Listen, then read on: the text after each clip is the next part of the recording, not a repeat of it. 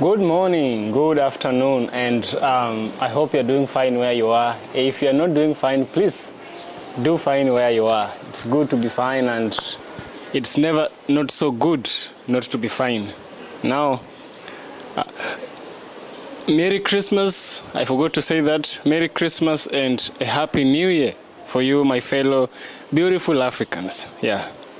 So today, remember, I did a video speaking about the exploitation of DRC by these big tech companies to get minerals, you know.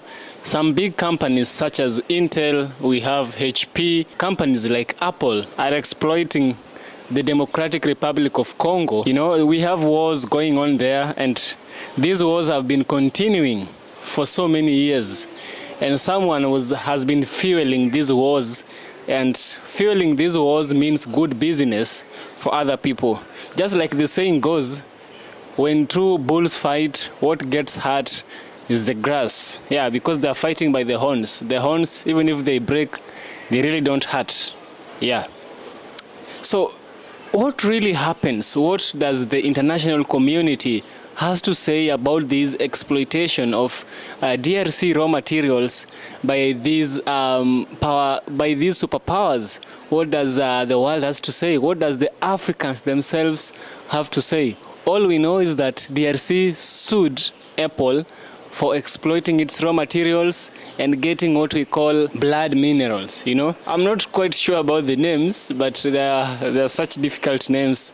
However, let's listen to what the Africans have to say, and then I shall share with you my thoughts by the end of the video, where we shall also have a deep critical analysis of this video. Now let's dive in right away. Hello again, I'm James Bays. This is one of the most successful consumer products of all time, the Apple iPhone, but now it's at the centre of a lawsuit over some of the materials used to make it. Apple is being sued by Democratic Republic of Congo, or DRC, over claims that it uses illegally mined minerals in iPhones, iPads and other products it sells around the world. The company denies those allegations and said this week it's told suppliers they mustn't use such minerals sourced from the DRC or Rwanda. The DRC's lawyers claim that Apple is complicit in criminal activity by using minerals, quote, pillaged from the DRC and laundered through international supply chains. Years of conflict in mining areas in eastern DRC have led to millions of people being killed or forced to leave their homes. Armed groups have used income from mining to buy weapons and are accused of using children in mines and carrying out human rights abuses. Apple insists in official filings with US authorities it rigorously audits its suppliers and has dropped those who don't comply. So why is this action being taken now, and how might it play out? We'll get to those issues with our guests in a moment, but first this report from Katia Lopez-Hodoyan. Mining in the Democratic Republic of Congo is big business. Many of the minerals used to make computers and mobile phones sold around the world are found here. The industry has long been profitable, but also controversial. Now tech giant Apple is part of that controversy. Criminal complaints have been filed against its subsidiaries in France and Belgium, with the DRC accusing the tech giant of knowingly buying minerals gathered through illegal means in conflict zones. Apple denies the accusations. In a statement, it says, as conflict in the region escalated earlier this year, we notified our suppliers that their smelters and refiners must suspend sourcing tin, tantalum, tungsten, and gold from the DRC and Rwanda. Competition for minerals is one of the main drivers of conflict in the DRC. Since the 1990s, the mining heartlands in the east have been devastated by fighting between armed groups, some allegedly backed by neighboring Rwanda and the Congolese military. Rights groups say some artisanal mines are run by armed groups involved in massacres of civilians, rapes, looting, and other crimes. Thousands of civilians have been forced from their homes. Armed groups have long been accused of fighting for control of mines and using profits to finance their operations. And analysts say fighting is likely to continue as long as there is demand. Katia Lopez-Oloyan, Al Jazeera for Inside Story. Well, let's discuss this further and bring in our guest today. In London, we have Robert Amsterdam, an international lawyer who's representing the Democratic Republic of Congo in this case. In Goma, in eastern DRC, Alain Ukani is a journalist who's covered the conflict for more than 15 years. And in Cape Town in South Africa, Gregory Ntembo Salter is a consultant who specialises in natural resource government and served on the UN group of experts for the Democratic Republic of Congo. Now, you'll see we don't have anyone representing Apple today on our panel. We reached out to Apple, but they have not responded to us. Let me start with you, Robert. You are the lawyer in this case for the Democratic Republic of Congo. Apple denies all your allegations, but explain to me, why has the country decided to bring this case now? Well, essentially, Apple's behavior and the activity that Apple engages in is what we allege funds the rebels inside the Congo. We, on behalf of the government, are looking at the funding of the rebellion that is going on, sponsored by Rwanda. And essentially, the allegation that Apple is in any way unaware would have to mean that a $1 trillion company hasn't bothered to read any UN reports that have come out in the last decade. And the defense of ignorance does not work in this situation. And the government of the Congo, having not been contacted by Apple after we sent letters in April of this year setting out in detail our complaints, felt that there was absolutely no other choice but to open up a large number of legal actions. Let's look at some of the things that we're going to be talking about, so everyone is aware of some of the issues involved. And Gregory, I'd like to start with you. Let's talk about these minerals that are used ultimately when eventually they're put into a mobile phone. They're called the 3T minerals. Just explain what we're talking about here. So the 3Ts are tungsten, tin and tantalum. Now, tin gets used for a lot more things than mobile phones, but it is used in making the circuit boards. And coltan, or Colombo tantalite, which is the form in which the tantalum comes, is a superconductor. It conducts large amounts of electric pulses. So coltan is the ore. Coltan's the ore. Yes. Is that right? Yes. Okay. Coltan is the ore. So we're going to hear both of those terms in this discussion. Yeah. Okay. Yeah. So and Congo, and to a lesser extent Rwanda, has a large percentage of the world's resource base of tantalum. Okay, Alain, I think we also now, many viewers to Al Jazeera will be aware of this, but you also need to give the context in terms of the DRC, your country. You are a journalist there. You were once forced to be a child soldier. The figures no one's been counting properly, but since 1998, more than 6 million people have died as a result of the conflict, not all of them directly from the war, but from hunger and disease. Just tell us how bad the conflict has been in your country and how it is still continuing right now.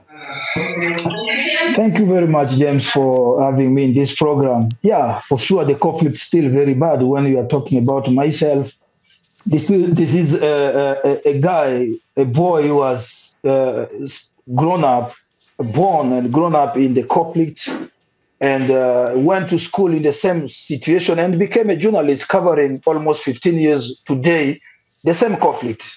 Thousands of people, life being destroyed, child like me, with whom we serve together in the different conflicts, in the different areas.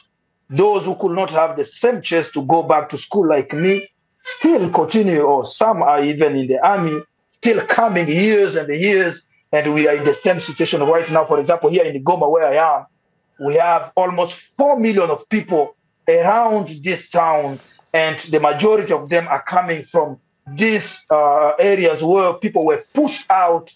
And now when we are talking about minerals, all those areas under the control of militia. It's showing the scale of the situation in which we are living in right now here in the eastern of DRC. And Alain, I mean, we hear of crimes and atrocities over the years: murder, assault, torture, rape. Those things are still going on a daily basis, yes? This is the same situation, James. I've been going daily or weeks or a month in the camp. You have the report when you are talking to women, those in charge of monitoring the situation of rape, for example. Women in the camp, for example, around Goma here, we have at least 80 women raped every week, not because they are now in the armed or the place where the war is still going on, but because these people, they need to survive. They have to leave the camp in the morning, going to search for the firewood, for example, or the vegetables around, or even the bush meats. These are the women every day. They are either raped by the armed groups right now, pushed by the rebellion, some of the strongest sides, and those rebels now are also around the camps, around the city. So these women, they are sometimes in the ambush of the same guys, pretending fighting for them, but being raped by the same people. So every day when you are going to the camp, when you are asking these people, the team of monitoring, saying, I want to talk to the raped women, they're coming, thousands of them. Each of them want to tell you the story. Each of them want to tell you how she was raped in the camp, for example, because she still doesn't have shelters. Maybe they ran away from their villages last week and they need the shelters. They still don't have. And it's raining every day here. Even right now as I'm talking to you, it's raining. And then imagine the life of 4 million of people without shelters around this town. So you have the story of like this every day around this town, and it's showing, even as I said before, the scale of the violence which still continue in the last 20 years. I'm talking 20 years because it's almost 15 years that I'm covering these stories, and it's the same story. It's never changed. It's going daily basis here. Okay, let me bring in Gregory. Link for me those armed groups to the minerals. I know that in a moment Robert will want to link those minerals to the mobile phone supply chain in his lawsuit, but can you explain to me why these armed groups and the minerals are linked and how it all works and how the proceeds of minerals are funding this war? Yeah, sure. You have a number of mineral deposits all over East Congo, which are accessible by artisanal miners. That is, miners who, work with their hands and picks and shovels, and they don't really have any much machinery. Now, armed groups, if they're controlling that territory, they might they want to extract what you might call rents from these mines. Maybe on the routes out, they put up a barrier and they claim they get a tax, or they take a percentage of the bags. Or it might be that the commander says, okay, on this day of the week, everybody's working for me. Or he's got some pits in the area which his soldiers, his troops are operating. I should say, I mean, the Congolese army's been involved in this too. A number of groups with weapons, whether they're state or anti-state, have practiced the same process. So that's why this whole idea about due diligence came about. That we were saying when I was on the UN, we were saying to companies, you have to understand your supply chains, because these are the routes by which these minerals are going from these mines out. Along the way, these actors are taking money off them and using that to finance their conflict. Now, I should just say at this point that it doesn't mean that if that stopped, the conflict would stop. This is a really important point. These armed groups collect revenues off all kinds of things. They collect revenue off the trade in timber, off cannabis, off charcoal. But the reason we focused on minerals is because that's the one that has an international supply chain. That's the one that ends up with global buyers. But there was a recent US Government Accountability Office report that kind of lamented the US legislation to stop companies buying minerals that have financed conflict had not stopped the conflict. And I was amazed because even they had misunderstood it, that it just takes away that source of revenue. Okay, well, I'm going to bring in Robert in a second to explain why your claim is alleging that that is linked directly to Apple and their iPhones. But before I bring you in, Robert, let me just tell you what Apple is saying, because they have issued a statement. They say, as conflict in the region escalated earlier this year, we notified our suppliers that their smelters and refiners must suspend sourcing tin, tantalum, tungsten and gold from the DRC and Rwanda.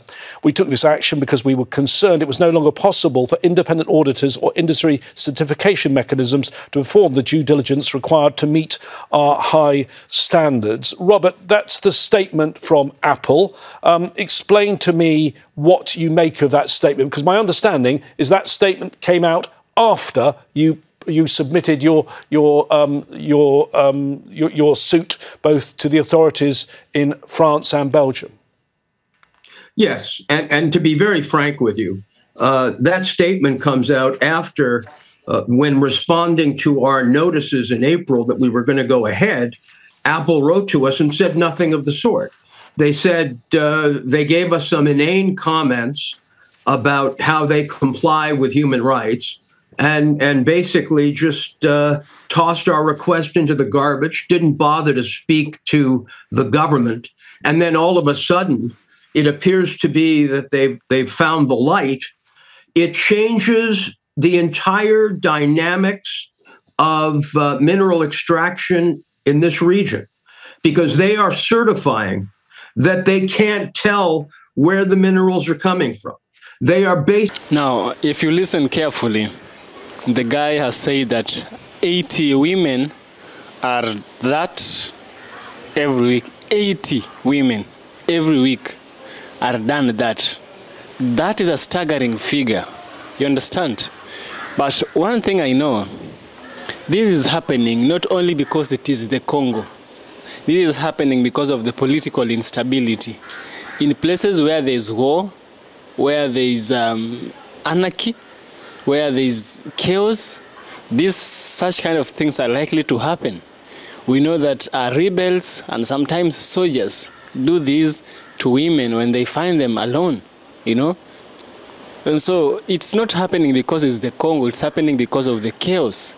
Not only are the minerals stolen, but what's happening here, women are also being defiled. Gold is stolen, women defiled, and some of these people are infected. Just imagine the amount of sexual transmitted disease these women are likely to carry. In such places, you will find a high rate of HIV infection or sexually transmitted infections in such kind of situations. I'm feeling so bad that somebody is profiting off of these situations. And I think the DRC is legitimate. It is very much on its ground to question these people. Yeah. Now let's continue watching what this other guy has to say.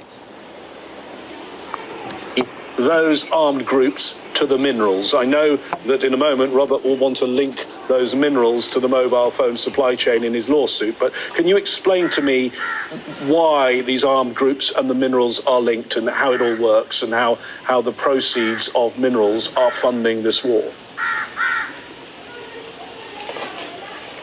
Density is a tool to record your DJ set and master it after.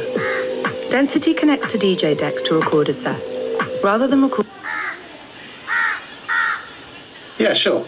You have a number of mineral deposits all over East Congo, which are accessible by artisanal miners. That is, miners who, work with their hands and picks and shovels. They don't really have any much machinery. Now, armed groups, if they're controlling that territory, they want to extract what you might call rents from these mines. Maybe on the routes out, they put up a barrier and they claim they get a tax, or they take a percentage of the bags, or it might be that the commander says, okay, on this day of the week, everybody's working for me, or he's got some pits in the area which his soldiers, his troops are operating. I should say, the Congolese army's been involved in this too. A number of groups with weapons, whether they're state or anti-state, have practiced the same process. So that's why this whole idea about due diligence came about, that we were saying when I was on the UN, we were saying to companies, you have to understand your supply chains, because these are the routes by which these minerals are going from these mines out. Along the way, these actors are taking money off them and using that to finance their conflict. Now, I should just say at this point that it doesn't mean that if that stopped, the conflict would stop. This is a really important point. These armed groups collect revenues off all kinds of things. They collect revenue off the trade in timber, off cannabis, off charcoal. But the reason we focused on minerals is because that's the one that has an international supply chain. That's the one that ends up with global buyers. But there was a recent US Government Accountability Office report that kind of lamented the US legislation to stop companies buying minerals that have financed conflict had not stopped the conflict. And I was amazed, because even they had misunderstood it, that it just takes away that source of revenue. Okay, well, I'm going to bring in Robert in a second to explain why your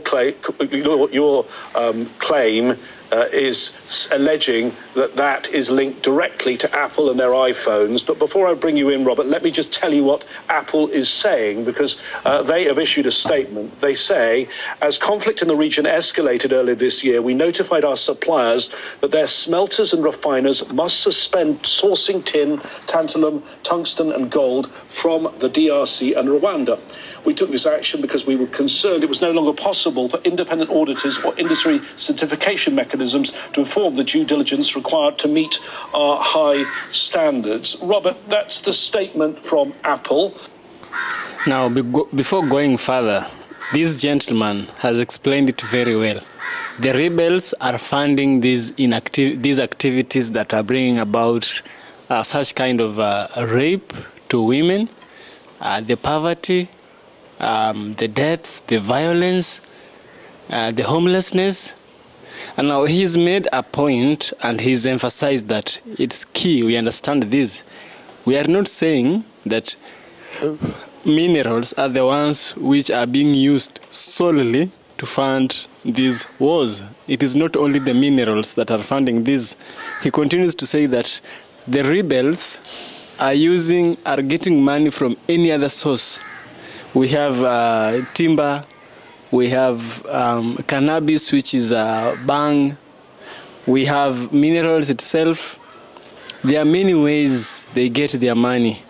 However, the only one which has caught the attention of the rest of the world is this of mineral, because it expands until it becomes an international trade. You know, with timber, it can be a transnational trade. With bang, it might be transnational.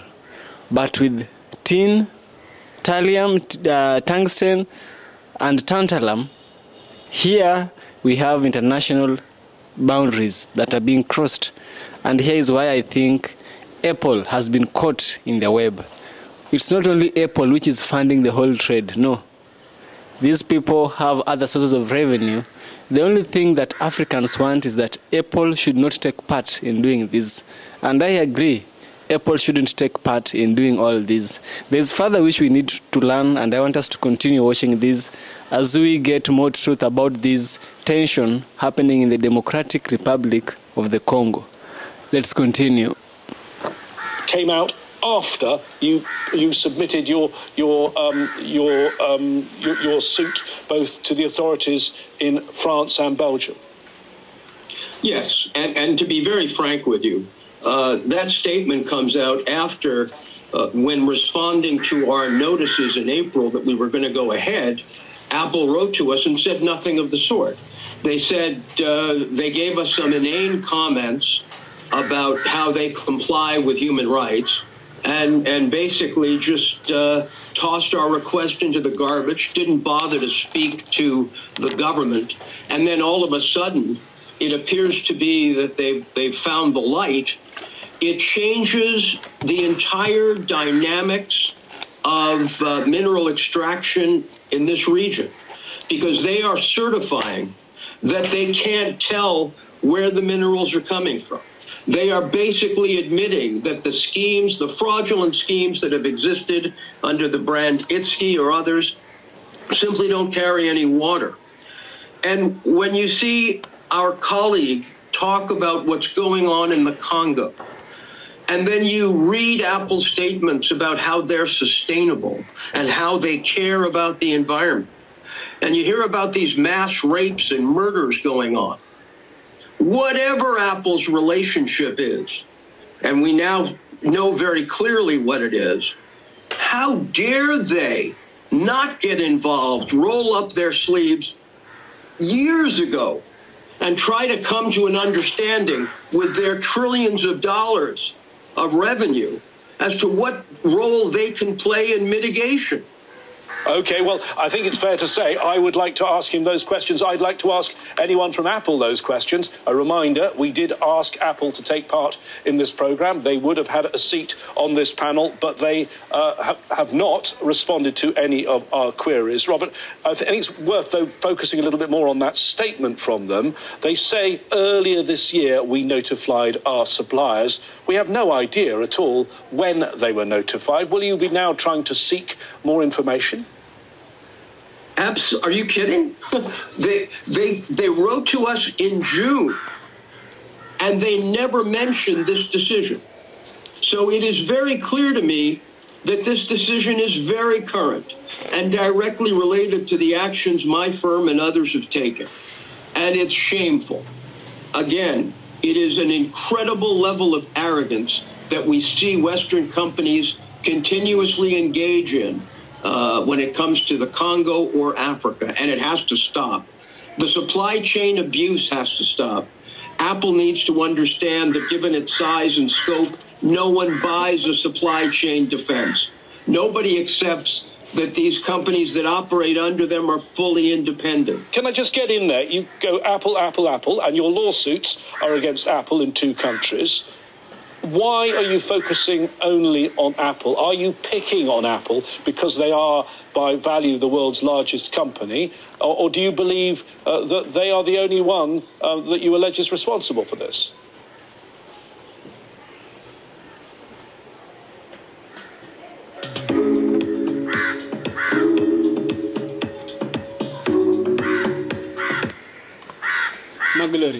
Apple, in their literature, are probably the only tech company that speaks to human rights the way that they do.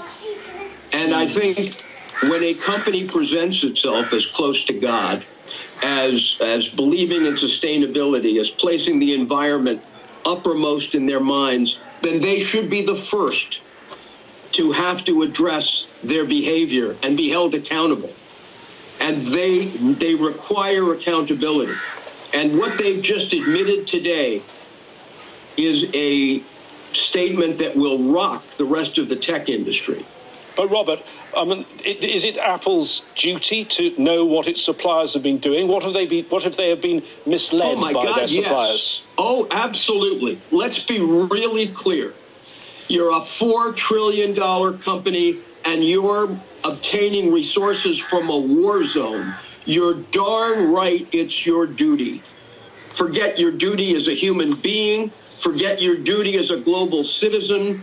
It is your absolute duty to ensure that what goes into your products is not produced by child labor, slave labor, not involved in supporting rape and mass murder. That's your job. OK, let me bring in Gregory. We heard Robert there talk about ITSC.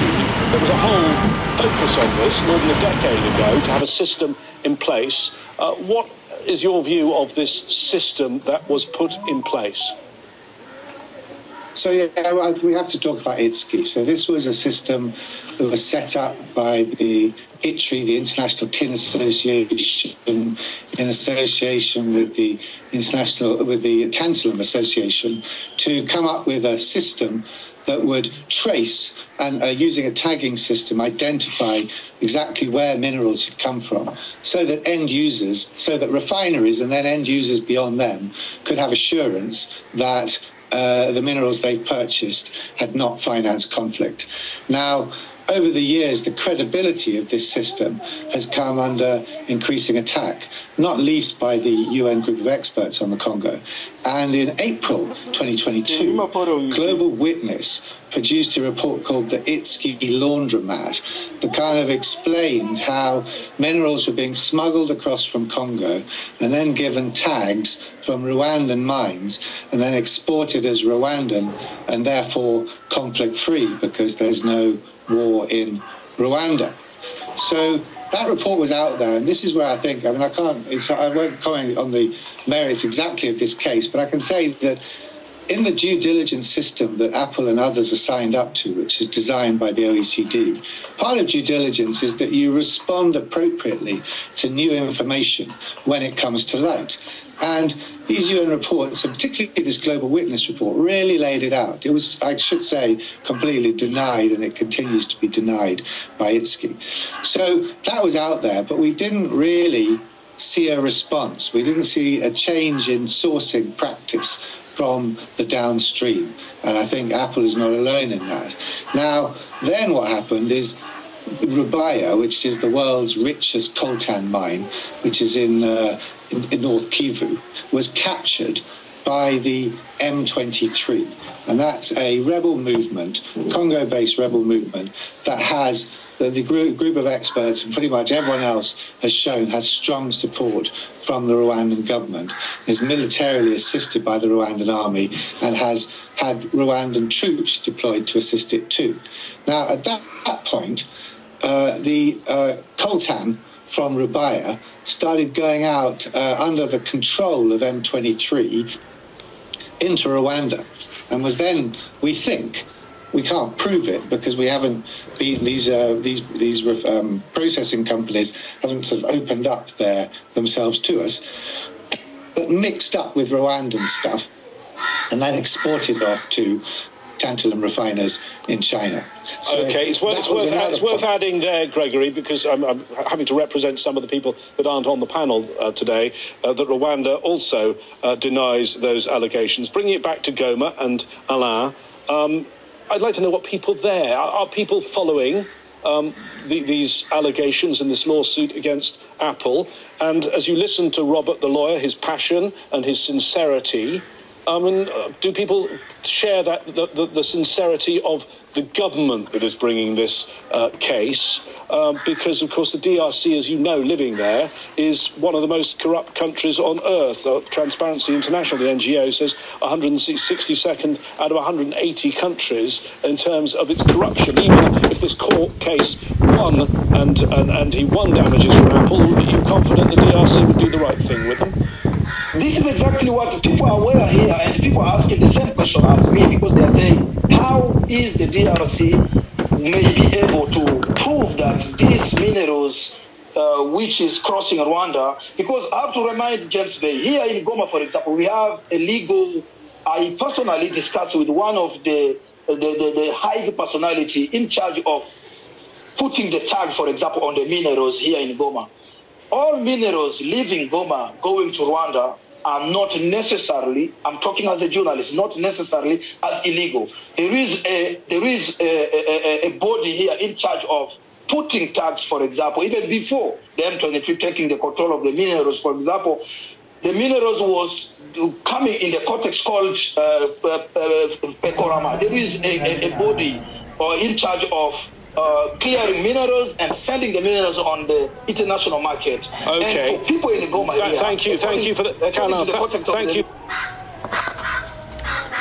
This is marvelous. You understand? It's one of those discussions I think that as humans we should have, and the main objective here, the main moral lesson we can get from this video is: do not associate yourself with something which is evil, because it will change your whole name and you become evil in yourself. Take, for example, if you take clean water in a glass, you put in some dirty water, even a spoonful of dirty water, but you have a complete glass of full water, the whole clean water will become dirty. Now you can't drink it. It's full of germs. This is what happens when a country's, or rather a company's reputation is put at stake with the things they choose to work with, or rather the people they choose to work with. If you choose to work with criminals, we call you a criminal. If you choose to work with witches, we call you a witch. Even Solomon says, show me your friend, I'll tell you who you are. For this case, Apple has chosen to get its minerals from a war-torn region. What we can say is that despite that there can be arguments that it's not only Apple which is bringing profit, or rather financing this rebellion by buying these blood minerals, but it's tainting its image. HP, it's tainting its image. Lenovo, Intel, these companies which have been stated are all tainting their image. For Apple, it's such a big company, and putting your name, such a huge name, at stake is what really matters here. You know, it's not only Apple which is financing, but it has taken part. And that is what I have to say in this video, is that Apple has put itself in a bad place. And you've also heard of, before you've heard of a company called Balenciaga. Balenciaga were promoting such kind of not so very good, not even not so very, those things they were doing were so evil, and it involved children.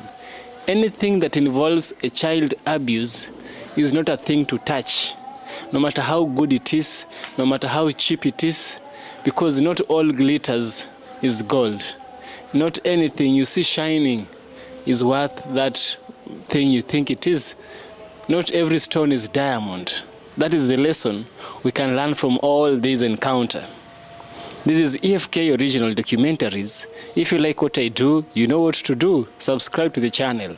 And Merry Christmas and a Happy New Year. See you tomorrow, or see you in another video. But remember, Merry Christmas, Happy New Year. See you in the next one.